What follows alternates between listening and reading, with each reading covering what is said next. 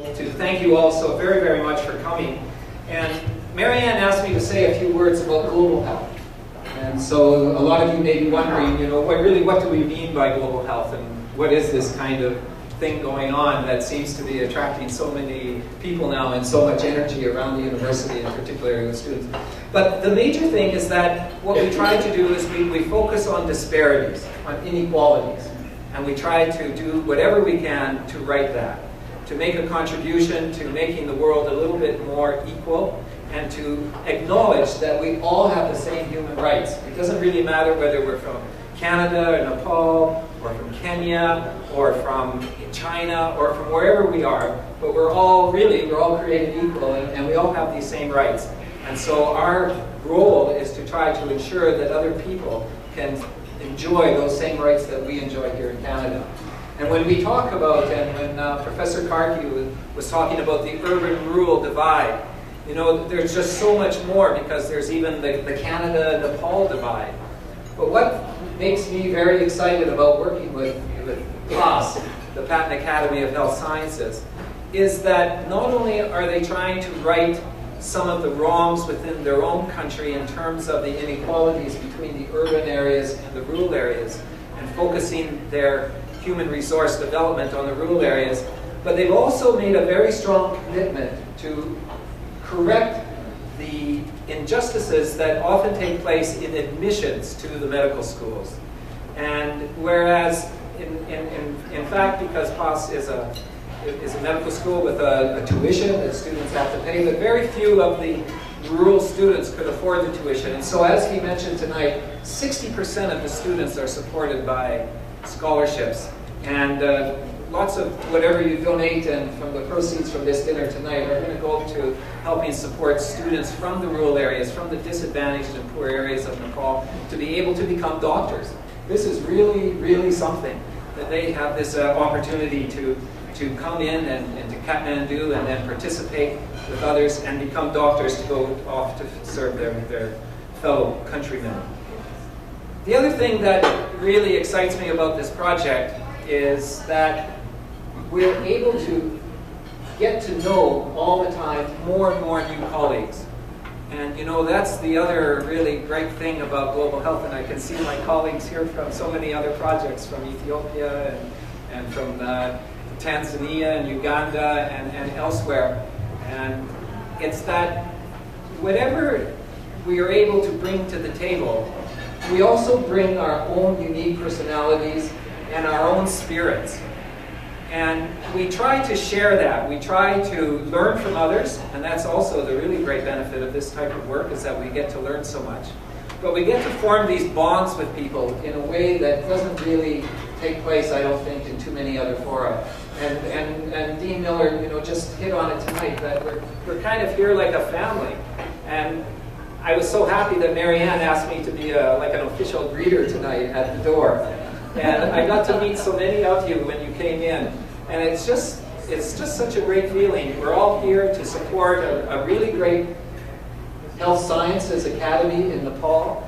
But we're also here to really support each other in what we do, to kind of encourage every one of us to keep on moving, to keep persisting and persevering in this kind of activities that we're in to address these inequalities in the world. So again, thank you very much for coming, and thanks for the opportunity to say a few words.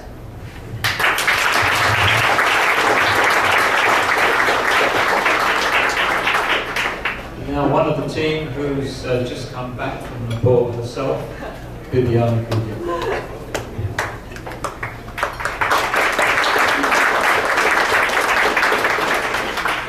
Very much for coming out this evening. I just came back from Nepal on Saturday, so I'm still a little jet lagged. But this is my third trip to Nepal, and each time it's been wonderful. I just want you to know that Helen Houston is here tonight, Dr. Helen Houston. She's a remarkable physician who graduated from the University of Alberta many years ago, and then worked in Nepal for 30 years. So whenever we go to any official function where there's physicians, in Kathmandu, and they, we tell them we're from Edmonton. They always ask us if we know Dr. Helen Houston. And so I was really delighted to meet her last year at this event, and really a pioneer in so many ways for women in medicine and medical work in a developing country.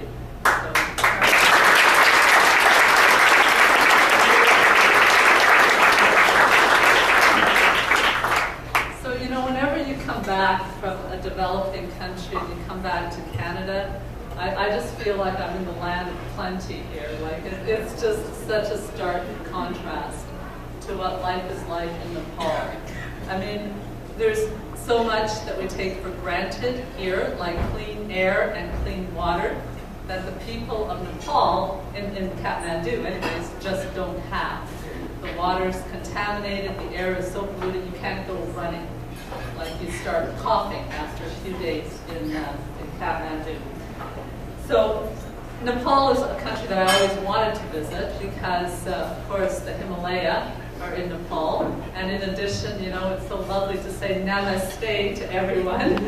And the people are really beautiful and so gracious. So I was so happy to go to Nepal 3 years ago. And each visit, I learned something. I learned lots of new things. When we go there, we teach in the cardiovascular block. So we give lectures and we do problem-based learning. And the students are very bright and enthusiastic, but they face enormous challenges in everyday life. They're often sick, like they either have respiratory infections or dysentery. And they're very, very polite. I think it's from British habits. But anyways, they always ask permission to enter a room, and they don't leave, even when they're like retching, they try to hold it in until the class is over, and then they just like sprint out of the door to the bathroom, and then you hear them vomiting. So, I mean, it's just, the water is bad. But the students are terrific, and the dean, Rajesh Gomal, told a story about how once they had a patient, a 22-year-old woman, who is paraplegic and mentally handicapped and pregnant. And she lost the baby, but she developed tremendous bed sores. And the nurses, there's very few nurses in the hospital, like patients are looked after by their families.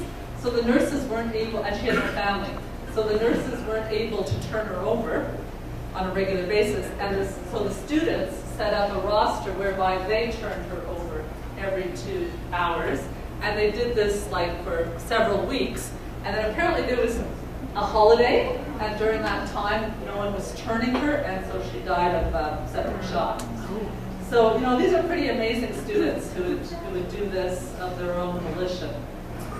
So the students are wonderful, and then Dr. Arjun Karki has really gathered together an international faculty of very inspiring people from around the world. And it's always a privilege to meet these people. They're all dedicated to trying to help and make a difference. But we learn a lot by going there. I hope they learn something from us. But one of the anatomists, Dr. Zev Zilberman, who was back on his 3rd visit this past year, we met him just as we were leaving. And when he saw us, like he said, this is like coming home. And that's what it becomes, like the Paz family. After you've been a few times, it really feels that we're very welcome there, and it feels like we're at home. And I don't know how many of you have read Cutting for Stone by Abraham Verghese, but it's an excellent book. And in it, he writes, home is where we're needed. And I think at Paz, we always feel very appreciated that we're contributing in a meaningful fashion. So it's always a pleasure to go there, and it can teach us so much. I have tremendous respect for the doctors at the Patton Hospital. Here we have so much technology. We just put patients through different imaging tests, MRI, CT scan, over and over again. Well, there in the hospital, the doctors basically just have their clinical judgment to rely on. And the lab tests are often erroneous. There's lots of lab error. So it was quite amazing to hear the doctor say, well, you know, if the lab test doesn't fit with our clinical impression, we disregard the lab test. So I thought that was pretty amazing. They have an echo machine. Now this is a busy hospital with like more than 450 beds, and their echo machine has a broken adult transducer. So, you know, we had to make do with the pediatric transducer. And it's pretty hard to do echoes on adult patients with this high frequency transducer. But one day there was a staff member who needed an echo done. And first of all, he had to find me, which he managed to do. Then he had to get the key to the echo room. He got the nursing, like the sister in charge, to find the key to open up the echo lab so that I could do an echo. There's just, you know, everything is so involved. It takes time to get things done, and then you just have to do the best you can with whatever you have. And you know, when I think back at what I learned in Nepal, there's three main things. First of all is letting go of control. Like, we think in our society with all our technology that we can control everything, like we can prevent, we actually probably really think we can prevent death. Well, with the limited resources in Nepal, like, death comes a lot faster. The other thing is to appreciate kindness in people and not just their achievements. You know, people in Nepal don't have a lot, but they have each other. And they just have a very gracious, kind way of interacting with each other. And I think I've learned to be a little less brusque and impolite at times from my contact with people like Dr. Karki. And then, you know, Nepal, when I first thought about going to Nepal, I thought this was going to be Shangri-La, like a beautiful place, untouched by civilization. And then you get there, and there's like garbage everywhere, right? Garbage in the streets, you know, smelling, noisy. And the first time I went to Nepal 3 years ago, that was all I saw. The garbage. It was like, get me out of this city. I want to be in those mountains. But then this time, the third time I'm there, I noticed the beauty that's there. I noticed the flowers and the people. And the garbage, I mean, it's there, but it's not really that important. There's a lot of beauty there, and that's what I notice more and more. And finally, I'd like to say, you know, we all are kind of in comfortable ruts. You know, we have communities that we're used to relating to. But I think it's really important to take on adventures once in a while and just do something that's completely different. And makes life a lot more exciting. So I hope many of you come to Nepal or some other adventure at some point and have fun.